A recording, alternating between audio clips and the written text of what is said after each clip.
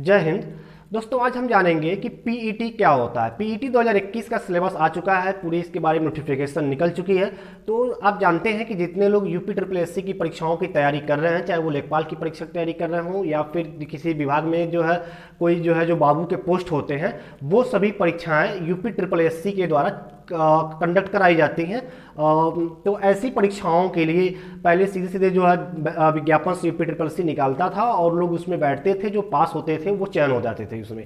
लेकिन अब जो है उत्तर प्रदेश सरकार द्वारा एक नया नोटिफिकेशन लाया गया कि यूपी ट्रिपल एस सी की परीक्षाओं को 2 चरण में किया जाएगा। पहले चरण में जो है पीईटी कराई जाएगी, इसमें सभी लोग बैठ सकते हैं जो लोग इसके जो है योग्य होंगे। इसमें जो लोग पास होंगे, जो लोग पीईटी को क्वालिफाई करेंगे, वो इसके बाद जो यूपी ट्रिपल एस सी की वैकेंसीज निकाली जाएंगी उसमें वही लोग अप्लाई कर सकते हैं जो लोग पीईटी को क्वालिफाई किए रहेंगे। तो अब पीईटी के में कौन कौन अप्लाई कर सकता है, पीईटी में कौन कौन बैठ सकता है, कितने वर्ष के लिए ये मान्य होगा पीईटी, पीईटी के लिए कितने घंटे का पेपर होगा, क्या क्या पूछा जाएगा, इसके पूरे बारे में डिटेल्स आज हम लेकर आए हैं। तो ये सब आपके साथ आज हम शेयर करने वाले हैं।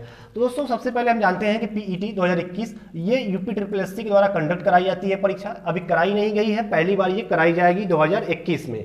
यूपी ट्रिपल एससी इसको कराएगा। ये यूपी ट्रिपल एससी का प्रारंभिक परीक्षा होगा, इसीलिए इसको कहा जाता है पेट, और इसका नाम है प्रिलिमिनरी एग्जामिनेशन टेस्ट पीईटी 2021 के नाम से ये परीक्षा आपकी होगी। इस परीक्षा में दोस्तों जो एज लिमिट है वो 18 से 40 वर्ष की जो लोग भी हैं, जो 18 वर्ष की आयु को पूरी कर चुके हैं और 40 साल के बीच में है, 40 साल तक हैं, तो ऐसे लोग इस परीक्षा में बैठ सकते हैं पीईटी के एग्जाम में। 18 से 40 वर्ष तक इसकी जो है आयु सीमित रखी गई है, आयु सीमा एज लिमिट रखा गया है। जो इसकी मिनिमम एजिबिलिटी दोस्तों बात हो रही है वो क्लास 10th है। यहाँ पे जो मिनिमम एजिबिलिटी की बात की जा रही है वो क्लास 10th की बात की जा रही है। जो लोग क्लास 10th पास हो चुके हैं, क्लास 10th का जिनके पास सर्टिफिकेट है, वो किसी भी जो है रिकॉग्नाइज्ड बोर्ड से होना चाहिए, चाहे वो सीबीएसई बोर्ड से हो, यूपी बोर्ड से हो या किसी दूसरे राज्य के जो बोर्ड से हो, जो मान्यता प्राप्त बोर्ड हो, ऐसे बोर्ड के लोग इस परीक्षा में अप्लाई कर सकते हैं।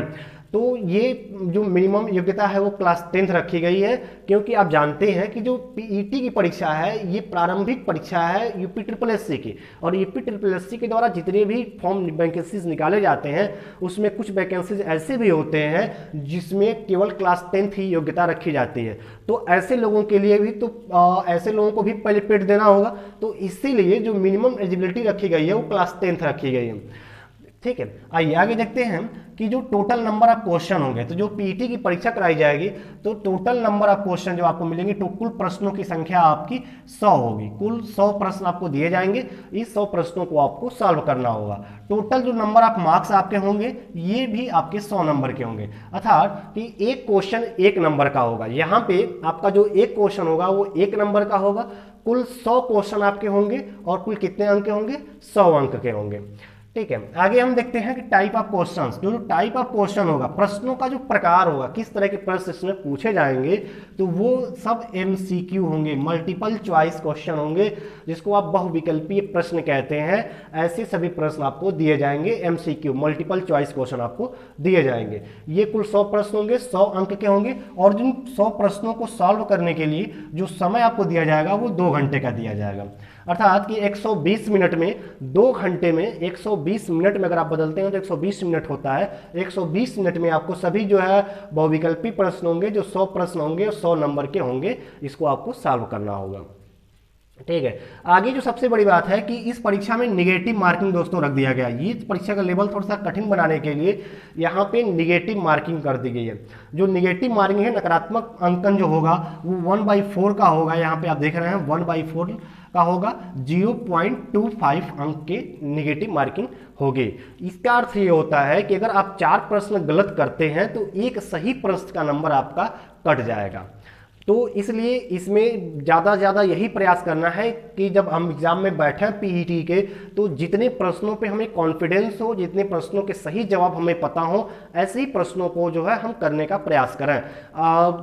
तुक्का जो लगा के जो लोग आ जाते हैं तो तुक्का लगाने का प्रयास बहुत कम करेंगे, क्योंकि अगर अधिकतर प्रश्न गलत हो जाते हैं तो आपके ज़्यादा जो है जो सही प्रश्न होंगे उसके अंक भी आपके कट जाएंगे। अगर एक प्रश्न गलत होता है तो 4 जो है, अगर 4 गलत प्रश्न होता है तो एक सही प्रश्न का अंक आपका कट जाएगा।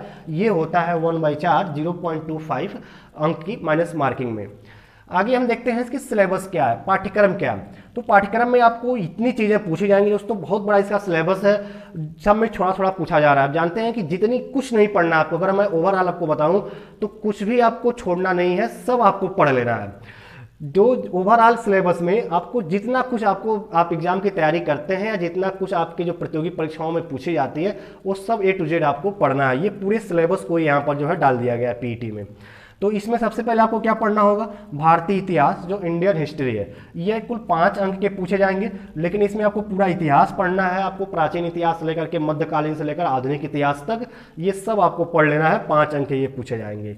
आगे आपको जो है पूछा जाएगा भारतीय राष्ट्रीय आंदोलन, जो आधुनिक इतिहास में भारत की जो स्वतंत्रता संघर्ष की जो लड़ी गई, तो 1857 की क्रांति से लेकर के 1947 तक जितनी प्रमुख क्रांतियां हुई हैं भारत में, वो सभी भारतीय राष्ट्रीय आंदोलन के अंतर्गत रखे जाते हैं। तो ये सभी भारतीय राष्ट्रीय आंदोलन से 5 अंक के भी प्रश्न बनेंगे, यहाँ से पूछा जाएगा। आगे जो आपसे पूछा जाएगा भूगोल, ज्योग्राफी से पूछा जाएगा 5 अंक का। अब ये ज्योग्राफी में आपका जो भारत का भूगोल है और विश्व का भूगोल है, ये दोनों आपका यहाँ पे कंबाइन होगा, साथ में जो सौरमंडल है, तो भारत का भूगोल, विश्व का भूगोल और सौरमंडल, ये तीनों से आपको क्वेश्चन यहाँ बनेंगे भूगोल में, ये 5 अंक के क्वेश्चन यहाँ से बनेंगे।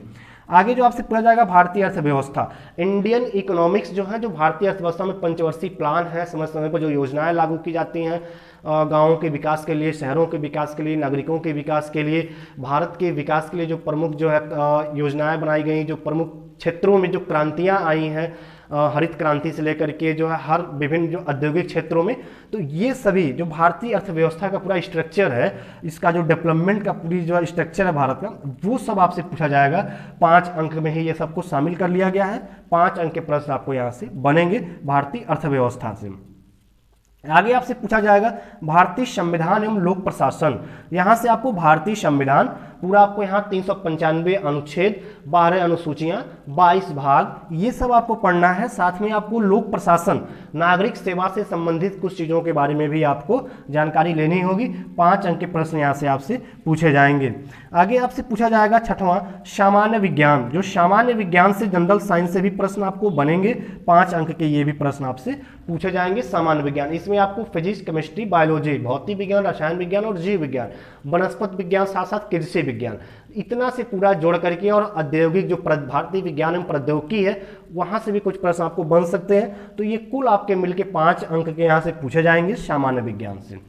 आगे आपसे पूछा जाएगा जो 7वां होगा वो प्रारंभिक गणित होगा, एलिमेंट्री मैथमेटिक्स से पूछा जाएगा। जो प्रतियोगिता अंक गणित होता है वो आपसे पूछा जाएगा यहाँ पे, जो कंपटीशन में पूछा जाता है। तो कंपटीशन में जो ज़्यादातर गणित पूछे जाते हैं वो जो क्लास, अगर हम सिलेबस की बात करें जो बेसिक एकेडमिक लेवल पे होता है, तो क्लास 6 से लेकर के क्लास 10 तक का जो बुक है गणित का, वहाँ से प्रश्न आपसे पूछे जाएंगे।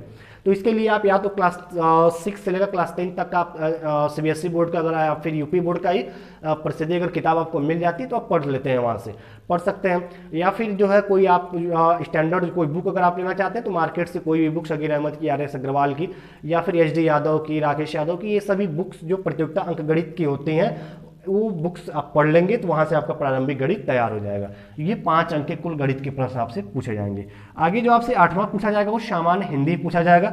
जनरल जो हिंदी है, सामान्य हिंदी जो व्याकरण है, वो आपसे पूछा जाएगा यहाँ पे 5 अंक का। साथ में आपको पैसेज भी पूछा जाएगा हिंदी से, तो वो नीचे आपसे अलग से 10 अंक के पैसेज आपसे पूछे जाएंगे। तो सामान्य हिंदी, इसमें जो भाषा खंड से लेकर साहित्य खंड से लेकर के जो व्याकरण खंड है हिंदी का, वो आपसे 5 अंक के यहाँ से पूछे जाएंगे सामान्य हिंदी से। आगे जो आपसे पूछा जाएगा वो सामान्य अंग्रेजी, जनरल अंग्रेजी जो होता है, सामान्य अंग्रेजी, सामान्य व्याकरण जो अंग्रेजी का होता है, पार्ट ऑफ स्पीच से लेकर के जो एक्टिव पैसिव नरेशन, और जो उसके जो पंचुएशन लेटर्स के साथ साथ जो आप विभिन्न वर्ड्स के यूज पढ़ते हैं, यूजेज ऑफ वर्ड्स, ये सभी आपसे यहाँ से पूछे जाएंगे, एक्टिव पैसिव वगैरह से। कुल 5 प्रश्न आपसे 5 अंक के पूछे जाएंगे सामान्य अंग्रेजी से। आगे रीजनिंग से जो प्रश्न आपसे पूछा जाएगा, जो लॉजिक एंड जो रीजनिंग है, तर्क शक्ति से आपके वर्बल एंड नॉन वर्बल, ये दोनों से प्रश्न आपके कुल 5 प्रश्न बनेंगे 5 अंक के यहाँ से। आगे आपको पढ़ना है करंट अफेयर्स। दोस्तों करंट अफेयर्स भी यहाँ डाल दिया गया है। 10 अंक के करंट अफेयर्स आपसे यहाँ से पूरे पूरे पूछे जाएंगे 10 अंकों के। अब ये 10 अंक का जो करंट अफेयर्स आपका होगा, ये करंट अफेयर्स आपका जो वैश्विक है और राष्ट्रीय है, दोनों परिप्रेक्ष्य में आपसे पूछा जा सकता है करंट अफेयर्स। तो वैश्विक और राष्ट्रीय अर्थात भारत के अंदर जो भी घटनाएं होती हैं, जो नए पुरस्कार मिलते हैं, जो कुछ भी भारत के अंदर होता है करंट अफेयर्स में आप जानते हैं, वो सब कुछ करंट अफेयर्स भारत का भी पूछा जाएगा और विश्व लेवल पे भी पूछा जा सकता है। तो कुल 10 प्रश्न यहाँ से बनेंगे करंट अफेयर्स के। तो ये आपको बहुत बढ़िया से पढ़ना होगा। करंट अफेयर्स की कोई मैगजीन लेकर के वार्षिकी या अर्धवार्षिकी आप पढ़ लेंगे तो ये करंट अफेयर्स की आपके यहाँ तैयारी बन जाएगी। आगे आपको जो पूछा जाएगा सामान्य जागरूकता से, जो कॉमन जो जनरल अवेयरनेस होता है वहाँ से भी आपके 10 अंक बनेंगे सामान्य जागरूकता से। फिर आपको अपठित हिंदी गद्यांश, जो गद्यांश आप पढ़ते हैं अपठित हिंदी गद्यांश, वहां से आपको 1 या 2 पैसेज मिल सकते हैं। ये 10 अंकों के 10 प्रश्न आपको यहां से कुल मिलेंगे। आगे आपसे पूछा जाएगा ग्राफ की व्याख्या और 10 मार्क्स के। तो ग्राफ जो डाटा इंटरप्रिटेशन की क्वेश्चंस होते हैं, ग्राफ के आप जानते हैं जो एक वृत्त बना करके उसमें अलग अलग चीज़ों को बताया गया होता है और उसमें कुछ चीज़ों को पूछे जाते हैं उससे प्रश्न। तो ऐसे चीज़ों को भी आपसे ग्राफ एनालिसिस से प्रश्न पूछा जाएगा, वो आपको 10 मार्क्स के होंगे। इस तरह से समझिए कि अगर 10 मार्क्स के पूछे जाएंगे तो 2 ग्राफ कम से कम आपको मिलेगा 5-5 अंक का। आगे तालिका से भी प्रश्न पूछे जाएंगे। ग्राफ का एक पार्ट होता है तालिका वाला, तो तालिका से भी आपके प्रश्न बनेंगे। ये 10 मार्क्स के प्रश्न होते हैं। तालिका में आपको बहुलक से भी प्रश्न बन सकता है, जो आप सांख्यिकी स्टैटिक्स पढ़ते हैं उस स्टैटिक्स से भी प्रश्न यहाँ पे कुछ पूछा जाएगा तालिका में। तो ये कुल 10 अंकों के होंगे, 10 मार्क्स के पूछे जाएंगे। तो इस प्रकार से कुल ये आपके 100 अंक के होते हैं। ये 100 अंकों के प्रश्न आपसे 100 नंबर के पूछे जाएंगे। 2 घंटा में आपको सॉल्व करना होगा ये पेपर। सब मल्टीपल चॉइस क्वेश्चन आपके होंगे और निगेटिव मार्किंग आपकी 1/4 की होगी। 4 प्रश्न अगर आप गलत करते हैं तो एक सही प्रश्न का नंबर आपका काट लिया जाएगा।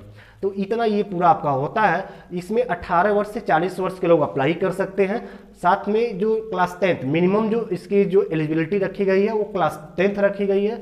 जो क्लास 10th पास है किसी भी मान्यता प्राप्त बोर्ड से, वो इस परीक्षा में बैठ सकते हैं। ये जो परीक्षा होगा यूपीट्रिपलएससी द्वारा कंडक्ट कराई जाएगी। पहली बार ये परीक्षा 2021 में कराई जाएगी और इस परीक्षा का जो नाम होगा प्रीलिमिनरी एग्जामिनेशन टेस्ट होगा, प्रारंभिक परीक्षा होगी ये। इसके बाद जो लोग यहाँ से क्वालिफाई होंगे, यहाँ से जो लोग पास होंगे, वही लोग यूपीट्रिपलएससी की आगे की परीक्षाओं में, आगे की भर्तियों में अप्लाई कर सकते हैं, भर सकते हैं। तो इस परीक्षा की जो आपकी एलिजिबिलिटी होगी वो एक नोटिफिकेशन के थ्रू बताया गया था कि 3 वर्ष तक इसकी एलिजिबिलिटी मान्य होगी। अर्थात कि एक बार अगर ये कोई परीक्षा पास कर लेता है तो 3 साल तक वो इस परीक्षा की योग्यता रखेगा अपने पास।